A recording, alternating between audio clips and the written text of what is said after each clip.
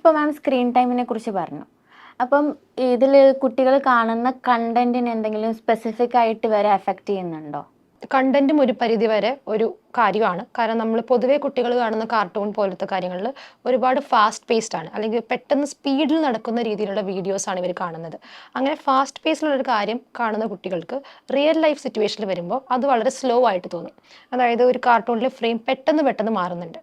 പകരം നമ്മളൊരു building blocks കൊടുത്ത് അത് വെച്ച് കൊച്ചിൻ്റെ അടുത്ത് കളിക്കാൻ പറയുമ്പോൾ അത് ഓരോ ബിൽഡിംഗ് ബ്ലോക്സ് എടുത്ത് വെച്ച് അത് ടവർ പോലെ ബിൽഡ് ചെയ്യുക എന്ന് പറയുന്നത് വളരെ ഒരു ടൈം എടുക്കുന്ന പ്രോസസ്സാണ്. അപ്പോൾ കുട്ടികൾ പൊതുവേ ആ കാര്യത്തിലോട്ട് അധികം ഇൻട്രസ്റ്റ് കാണിക്കത്തില്ല. അവർക്ക് കൂടുതലും ഈ സ്ക്രീനിൽ പെട്ടെന്ന് പെട്ടെന്ന് ഫാസ്റ്റായിട്ട് മൂവ് ചെയ്യുന്ന വീഡിയോസ് കൂടുതൽ ഇഷ്ടമുണ്ടാവും. അപ്പോൾ അങ്ങനെ വരുമ്പോൾ പൊതുവെ കുട്ടികൾ കാണുന്ന ഒരു കാര്യമാണ്, അവർ ഭയങ്കര ഹൈപ്പർ ആക്റ്റീവ് ആയിരിക്കും.